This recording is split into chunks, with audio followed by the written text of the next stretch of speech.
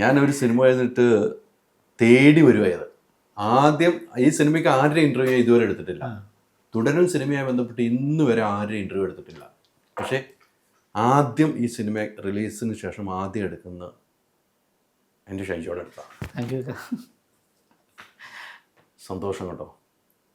ഞാൻ പറഞ്ഞല്ലോ, എനിക്ക് അതിലും വലിയ സന്തോഷമൊക്കെ. കാരണം ഒരു പടത്തിൻ്റെയൊക്കെ ഭാഗമായിട്ട് നിന്നിട്ട് അതിൻ്റെ ഇൻ്റർവ്യൂ ഒക്കെ വരിക എന്ന് പറഞ്ഞാൽ നമ്മളെപ്പോലുള്ള ചെറിയ ആർട്ടിസ്റ്റൊക്കെ വലിയ സന്തോഷമുള്ള കാര്യമാണ്. അത് ഞാനറിയുന്ന, എന്നെ അറിയുന്ന, വർഷങ്ങൾക്ക് മുമ്പേ അറിയുന്ന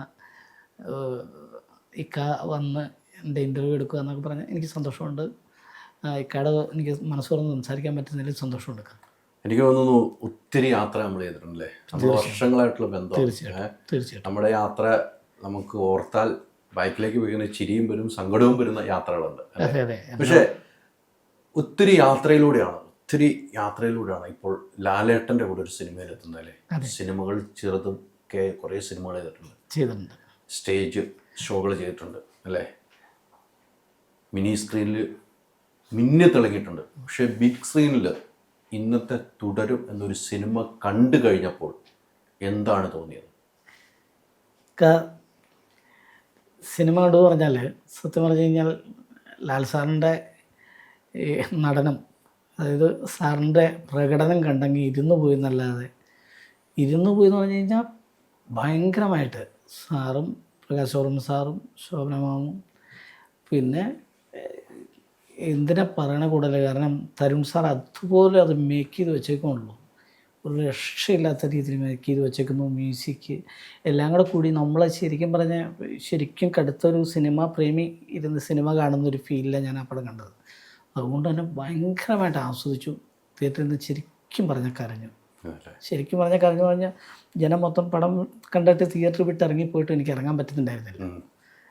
അതൊരു ചുമ്മാ ഒരു മോടിക്ക് പറയുന്നൊരു വാക്കല്ല, ശരിക്കും ഞാനിരുന്ന് കരഞ്ഞ പല സ്ഥലങ്ങളിലും ഞാൻ കരഞ്ഞു. പക്ഷെ പടം കഴിഞ്ഞ് ഇറങ്ങിയപ്പോഴാണ് ദൈവമേ ഈ ചിത്രത്തിൻ്റെ ഭാഗമാണല്ലോ ഞാൻ ചിന്തിക്കുന്നത്. അതുവരെ ഞാൻ ആ പടത്തിൽ മുഴുകിയിരിക്കുമായിരുന്നു.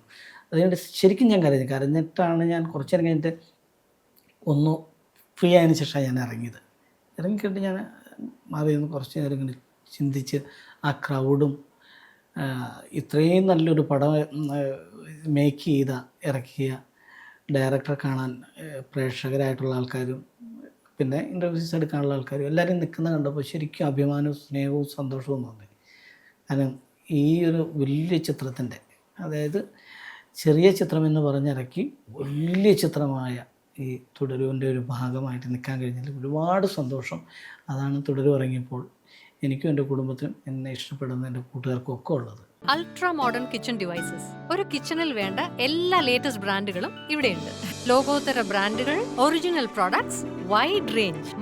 മൈജി ഫ്യൂച്ചർ. വാട്സാപ്പ് വഴി ഇംഗ്ലീഷ് പഠിക്കാൻ ഇംഗ്ലീഷ് കഫേ ഉള്ളപ്പോൾ ഇംഗ്ലീഷ് ഒരു വിഷയമേ അല്ല. English cafe, we present you the perfect English. WhatsApp now 9633 888 575.